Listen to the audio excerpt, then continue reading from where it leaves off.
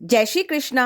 आज हम श्रीमद् भागवत महापुराण के चतुर्थ स्कंद में वीरभद्र द्वारा दक्षवध की कथा का रसपान करेंगे, जिसमें मैत्री जी बोले, भगवान शिव ने जब अपने गणों के मुख से सती दहन की बातें सुनकर अत्यंत क्रोधित हो गए तो उन्होंने एक भयानक अट्टहास के साथ अग्नि के समान तेज वाली अपनी एक जटा को उखाड़कर पृथ्वी पर दे पटका।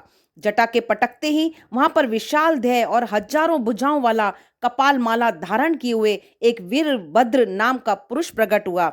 उनसे शिवजी ने कहा, हे भट्ट, तुम जाकर यज्ञ सहित दक्ष का विनाश कर दो। यह आज्ञा देते हुए वीरभद्र और गणों के साथ दक्ष को मारने शिवजी यज्ञ में पहुंचे।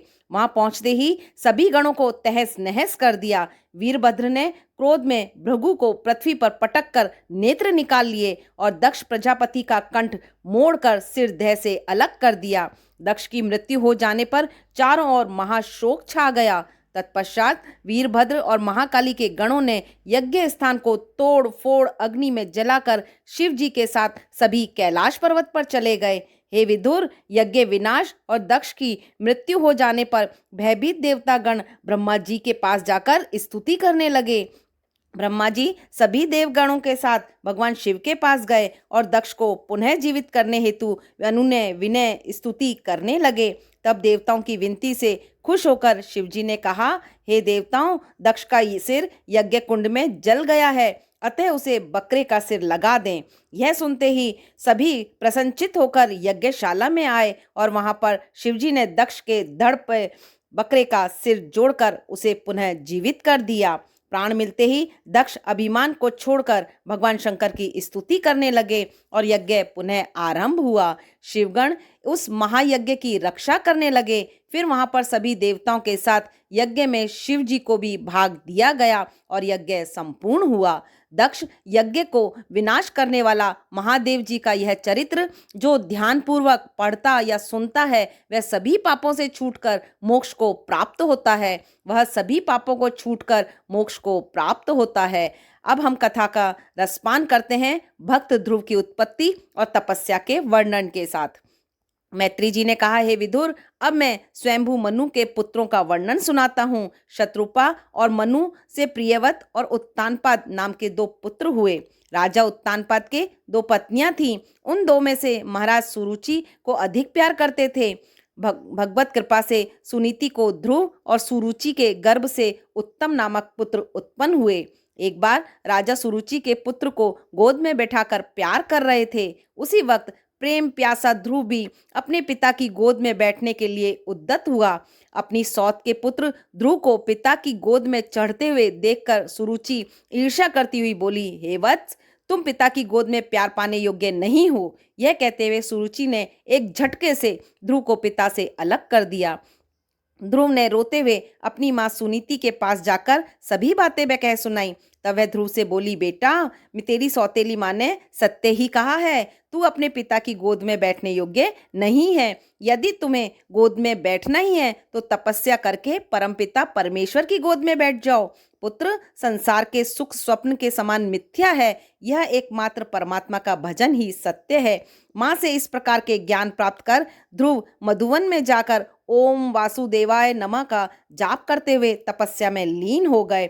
श्री सुखदेव जी ने कहा, हे परीक्षित, मैत्री जी ने ज्ञानोपदेश करते हुए विदुर जी से कहने लगे, विदुर, ध्रुव के घोर तपस्या से खुश होकर भगवान विष्णु वहां आए और उन्हें अपनी गोद में बैठाकर बहुत प्यार किया।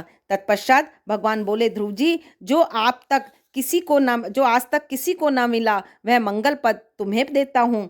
36,000 वर्ष पृथ्वी पर राज्य करने के बाद तुम स्वर्ग पूज्य बनकर ध्रुव लोक में अनंत राज्य करोगे। इसके बाद ध्रुव को आत्मज्ञान और महान शक्ति प्राप्त हुई और वह अपने माता पिता के पास लौट आए। घर लौटने पर ध्रुव को पिता ने हृदय से लगा लिया। कुछ समय के बाद ध्रुव को विवाह योग्य जानकर महाराज उत्तानपाद ने उनकी शादी भ्रमी और इला नाम की कन्या से कर दी। भ्रमी ने कल्प और वत्सल तथा इला ने उत्कल नामक पुत्र और एक पुत्री पैदा किए। उत्कल एक बार शिकार में गया, वहां उसे यक्षों ने मार डाला, जिससे क्रुद्ध होकर ध्रुव ने यक्षों की अलकापुरी को घेर कर भयानक आक्रमण किया। उस आक्रमण से सहस्त्रों यक्ष मारे गए। क्रोधित ध्रुव ने यशों का वंशज ही नारायण शस्त्र का प्रयोग कर मिटाना चाहा, किंतु पिता के द्वारा ज्ञानोपदेश पाने पर उन्होंने युद्ध बंद कर दिया और भगवान की उपासना में लग गए। मैत्री जी ने आगे कहा, हे विदुर, 36,000 वर्ष भगवान की भक्ति और प्रजा का सुखपूर्वक पालन करने के पश्चात भक्त ध्रुव बद्रिका आश्रम चले गए और वहां हरि भजन करने लगे। एक दिन आकाश से एक विमान उतरा। उसमें विष्णु के सभी समान 2 पार्षद बैठे थे, जिन्होंने ध्रुव से विष्णु लोक में चलने का निवेदन किया। तब प्रसन्नचित्त होकर ध्रुव विमान पर चढ़ने लगे तो आकाश से देवताओं ने पुष्प वर्षा की। उसी वक्त ध्रुव ने देखा कि उसकी माँ भी विमान पर सवार होकर स्वर्ग की ओर जा रही हैं। उन्हें देखते हुए पीछे से भक्त ध्रुव भी वैकुंठ लोक को पहुंचे। वहां उन्हें उत्तर दिशा में अचल स्थान मिला। वे आनंद पूर्वक वहां निवास करते हैं, जहां सप्तऋषि मंडल सदैव उनकी परिक्रमा करते हैं। यह लोक आज के युग में ध्रुवतारा लोक के नाम से प्रसिद्ध है, जो आकाश में सबसे बड़ा तारा के रूप में उत्तर दिशा में दिखाई पड़ता है। मैत्री जी ने आगे कहा, हे विदुर, ध्रुव के वंश में कई पीढ़ियों के बाद वेन नामक राजा हुआ, जो महान अत्याचारी था। अतः ऋषियों ने उसे श्राप दे दिया, जिससे उसकी मृत्यु हो गई। राज्य में कोई राजा न रहने के कारण भारी अराजकता फैल गई। रानी सुनीता ने अपने पति राजा वेन का शव सुरक्षित रखा था, जिस शव को ऋषियों ने मला, जिससे विष्णु का अंशावतार पुत्र पैदा हुआ।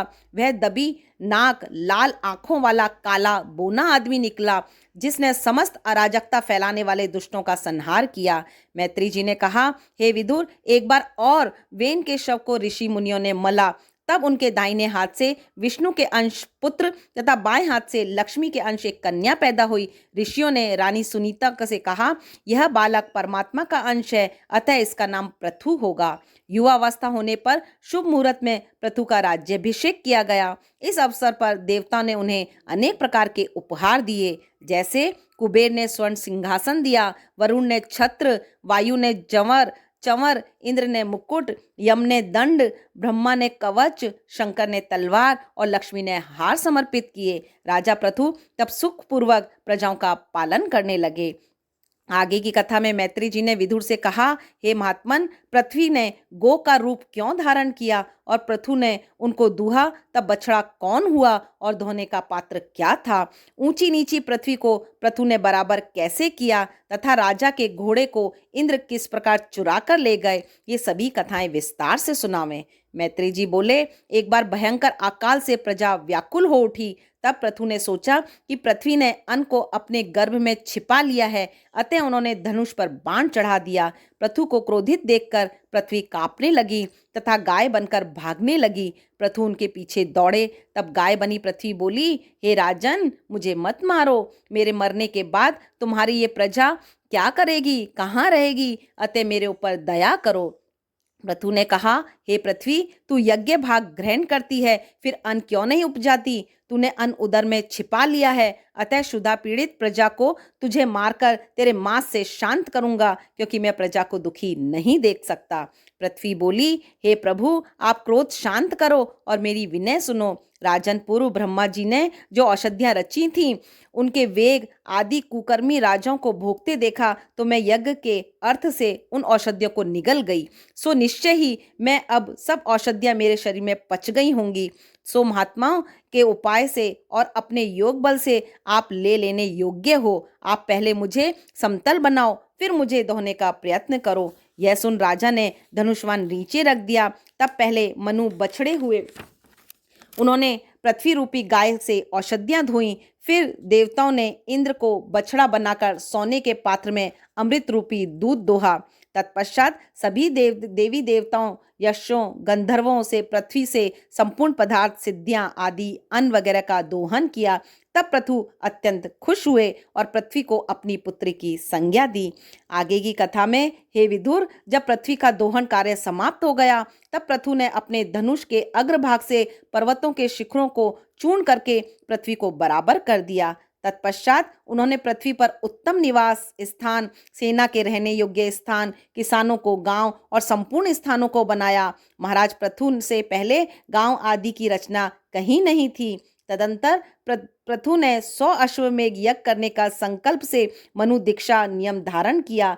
इंद्र ने समझा कि उनके यज्ञ पूर्ण हो जाएंगे तो मेरा इंद्रासन छीन लिया जाएगा, अतः वे क्रुद्ध होकर 100वें यज्ञ का घोड़ा चुराकर भाग गए।